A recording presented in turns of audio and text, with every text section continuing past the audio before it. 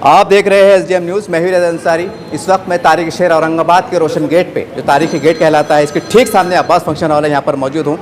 یہاں پر ایک تقریب کا انعقاد کے عمل میں آ رہا ہے، جہاں پر جو مسلمانوں کے غریب، بیوہ، پریشان حال، مفلس حال جو بہنیں ہیں، مائیں ہیں، جو روزگار کی تلاش میں رہتی ہے، جو چاہتی کسی تھوڑا بہت سہارا مل جائے اور روزگار جو ہے تو مہیا ہو جائے، اسی تمام حالات کو دیکھتے ہوئے آج جمعیت علماء ہند ارشد مدنی کی جانب سے ایک پروگرام رکھا گیا ہے اور سلائی مشین تقسیم کی گئی ہے۔ آئیے چند باتیں گفتگو کر لیتے ہیں ذمہ داروں سے کہ کس طرح سے کام کو انجام دیا گیا اور آگے ان کا کیا عمل ہے۔ سر، سب سے پہلے آپ کا پورا مکمل نام بولیے گا اور آپ کون سے ذمہ داری کے اوپر وہ بولیے گا اور اس حالات کے اوپر یہاں کے جو عمل آیا اس کے اوپر بولیے گا۔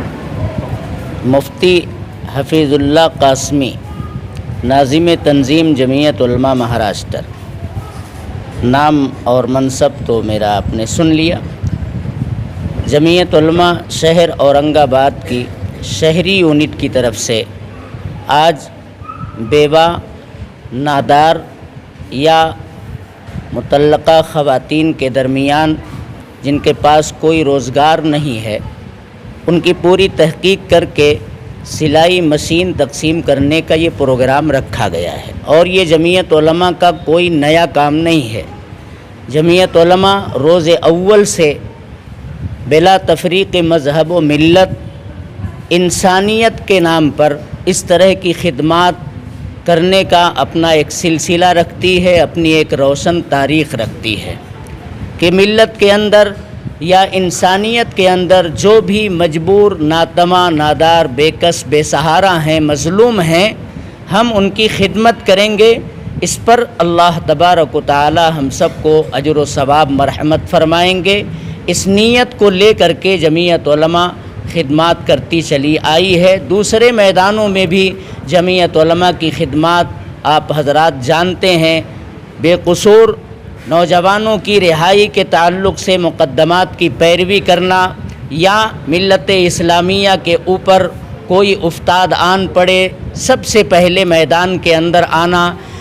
زمینی یا آسمانی کوئی آفت اور بلا مصیبت اگر آ جاتی ہے تو اس وقت بلا تفریق مذہب و ملت جمعیت علماء سب سے پہلے میدان میں آ کر کے مختلف اپنے اسباب اور وسائل کے اعتبار سے وہ خدمات انجام دیتی چلی آئی ہے۔ تو جمعیت علماء کی خدمات کا دائرہ بہت وسیع ہے۔ ہم مبارکباد پیش کرتے ہیں جمعیت علماء شہر اورنگ آباد کے صدر محترم حافظ عبدالعظیم صاحب، جنرل سیکریٹری حافظ قیصر صاحب، حافظ محمد عیسیٰ صاحب، اسی طرح سے جمعیت علماء علاقہ مراٹھواڑہ کے ناظم تنظیم اور جمعیت علماء شہر اورنگ آباد کے مضبوط رکن جناب حافظ اقبال احمد صاحب انصاری، اور سب سے زیادہ تو ہم مبارکباد پیش کریں گے آج کی اس نشست کی صدارت کرنے والے ہمارے محترم مخدوم جناب حافظ مسعود احمد حسامی صاحب دامت برکاتہم کا۔ ان کی تشریف آوری سے اس مجلس کے اندر یقیناً چار چاند لگ گیا اور جمعیت علماء شہر اورنگ آباد کے اراکین میں، منتظمہ میں اور ذمہ داروں میں ایک نیا جوش، نیا ولولہ اور انسانیت کی خدمت کا نیا جذبہ مل گیا۔ اللہ تبارک و تعالی ہماری اس کاوش کو قبول فرمائے اور ہم دعا کرتے ہیں اپنے قائد محترم حضرت مولانا سید ارشد مدنی مد ظلہ العالی کے بارے میں اور جمعیت علماء کے تمام خدام کے بارے میں اللہ تعالی انہیں اپنی امان میں، اپنے حفظ میں رکھے اور ان کے سائے کو ہمارے سروں پر تادیر قائم رکھے۔ اللہ تعالی ہم سب کو جمعیت علماء سے وابستہ ہو کر انسانیت کی خدمت کرنے کی توفیق عطا فرمائے۔ محترم، ایک سوال یہ ہم دیکھتے ہیں کہ آج ہمارے مسلم معاشرے میں نکڑوں پہ، چوراہوں پہ نوجوان بچے دکھائی دیتے ہیں۔ ہمارا خود کا سروے ہے، وہ پڑھے لکھے ضرور ہیں لیکن روزگار نہیں، کیونکہ سرکار کے دروازے بند ہیں۔ پرائیویٹ کمپنی کے اندر آپ کیا چل رہا ہے آپ کو ہم سے زیادہ بہتر جانتے ہیں۔ وہ چاہتے ہیں کہ چھوٹا موٹا ہمیں بھی روزگار ملے، جیسا آپ خواتین ماں بہنوں کو روزگار دے رہے ہیں، تو وہ پل کب آئے گا ایک نئی حکمت عملی کے ساتھ ہمارے بچے کو آپ روزگار فراہم کریں؟ انشاءاللہ اس کا اظہار تو حافظ عبدالعظیم صاحب نے اپنی ابتدائی گفتگو کے اندر خود کیا ہے کہ جس طرح ہم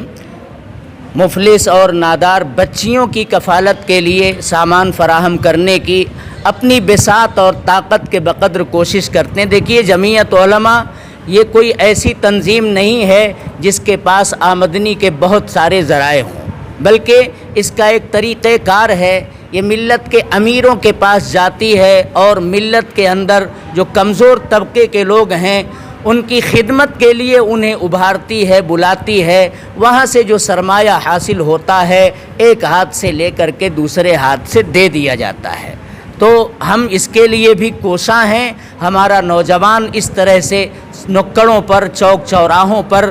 پھرتا ہوا نظر نہ آئے، وہ کارآمد بنے،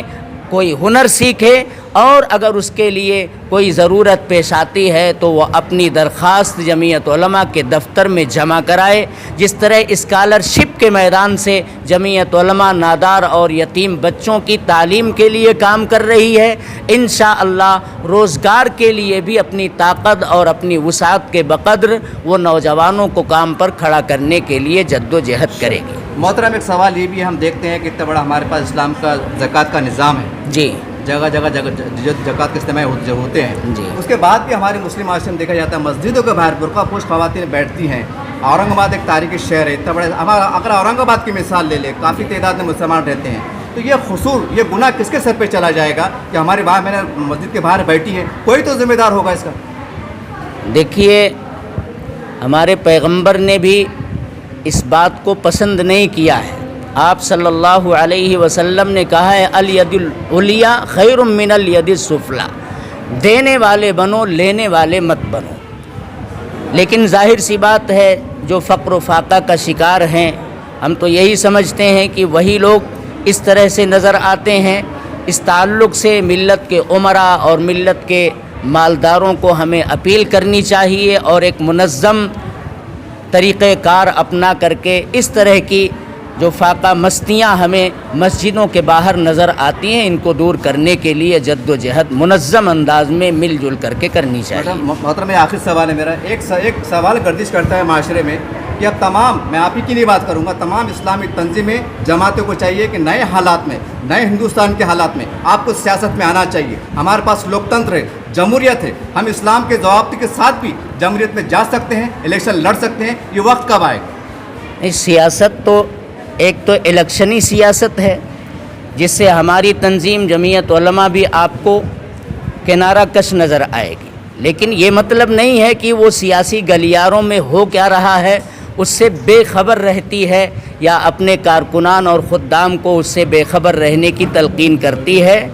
ہم یہ کہتے ہیں کہ مسلمانوں کے اندر ملی قیادت بیدار ہونی چاہیے، سیاسی جماعتیں بھی بننی چاہیے، لیکن اس کے لیے تنظیم ہی کا پلیٹ فارم کیوں اختیار کیا جائے؟ الگ سے اس کی آپ داغ بیل ڈالیں، اس کا تعاون مل جل کر کے سب اتحاد اور اتفاق کے ساتھ کریں، اس کی کوئی ممانعت نہیں ہے۔ جمعیت علماء بہرحال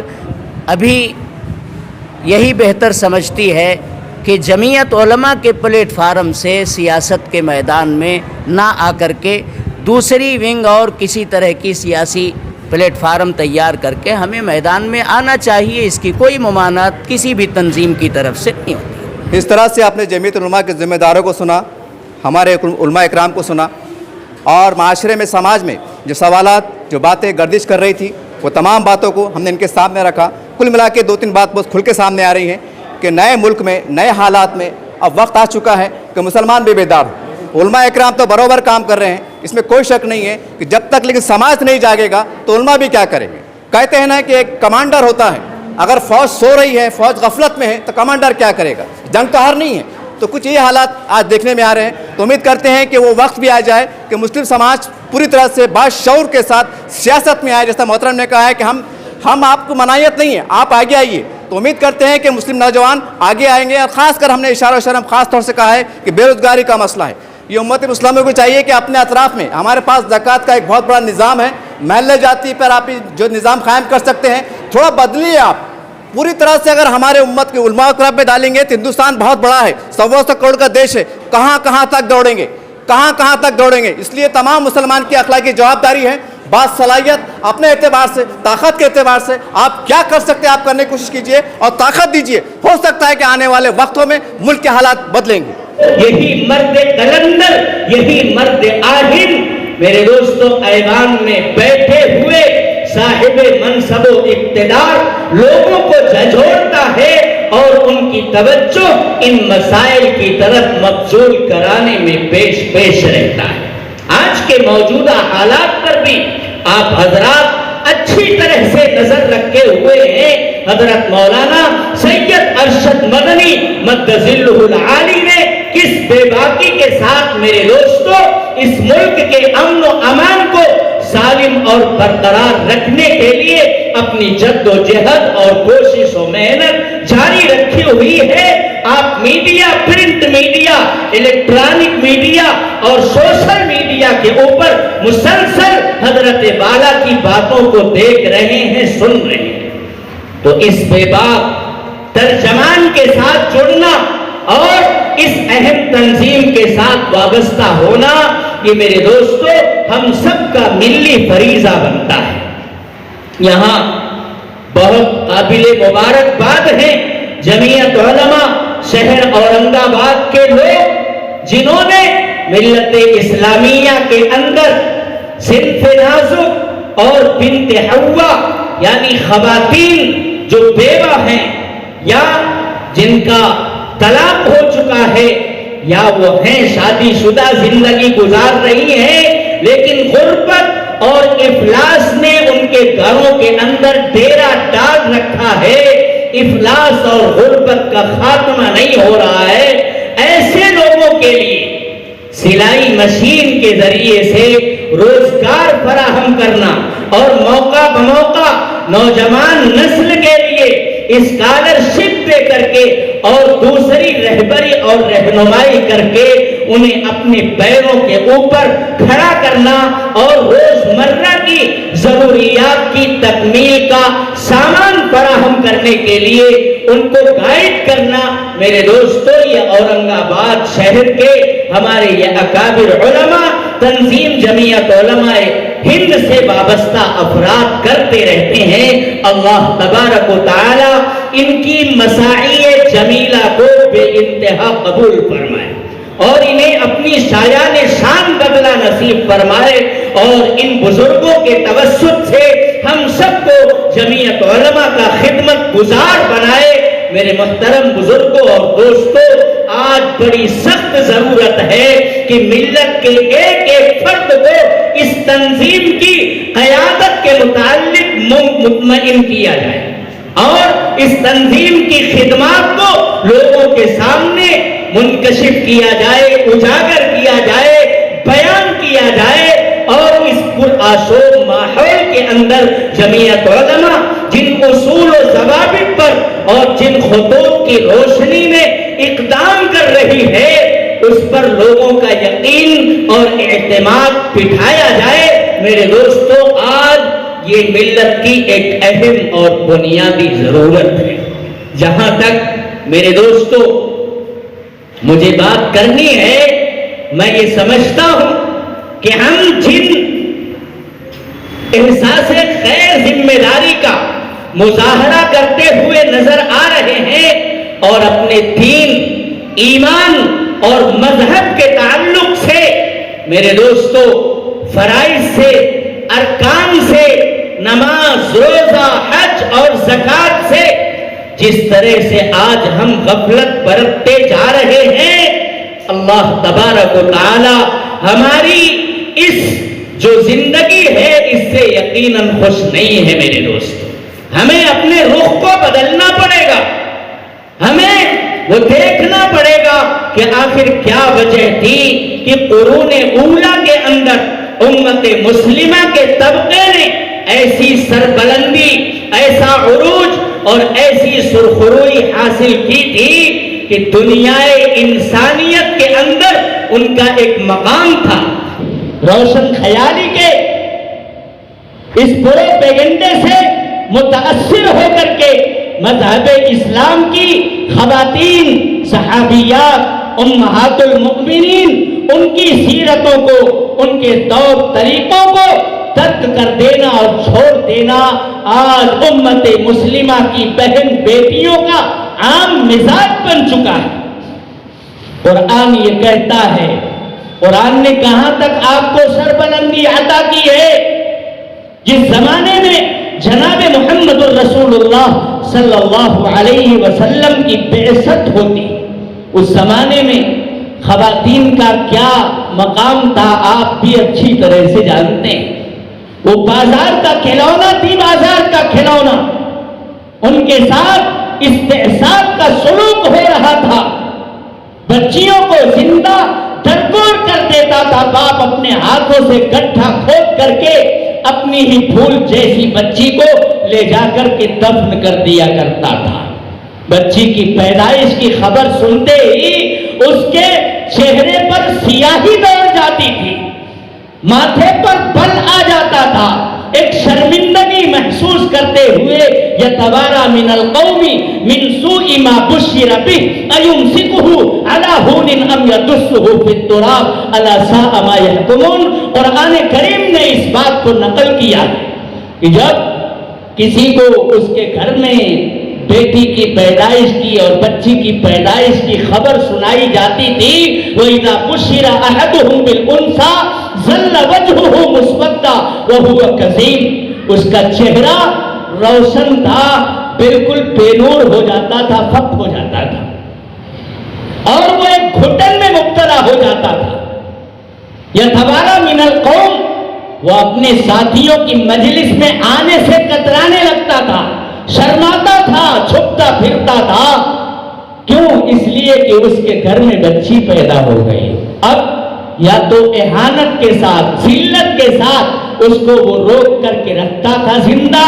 یا اپنے ہاتھوں سے لے جا کر کے منو مٹی کے نیچے اس کو زندہ دفن کر دیتا تھا۔ فرمایا الجنت تحت اقدام الامہات، اے بچوں، اے بیٹوں اور بیٹیوں، اپنی ماں کی خدمت کرو، تمہاری ماں کے پیروں تلے جنت چھپی ہوئی ہے۔ باپ کے بارے میں فرمایا باپ کی خدمت کرو، اس کے تقدس کو پہچانو، یہ تمہارے لیے جنت کا دروازہ ثابت ہوگا۔ باپ خوش تو جنت کا دروازہ کھل گیا، ماں خوش تو ماں کے قدموں کے نیچے آپ کو جنت مل جائے گی۔ بہن ہے، اس کی عزت افزائی کا حکم بھائیوں کو دیا گیا کہ اگر باپ فوت ہو چکا ہے، بھائی زندہ ہے، تو اپنے بہن کی خبر گیری کرے،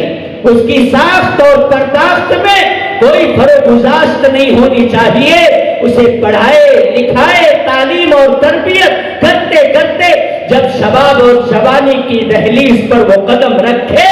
تو اس کے لیے نیک اور صالح لڑکا ڈھونڈ کر کے نکاح کر کے رخصت کر دے۔ یہ بہن کل قیامت کے دن جہنم سے بچاؤ اور آڑ بن جائے گی۔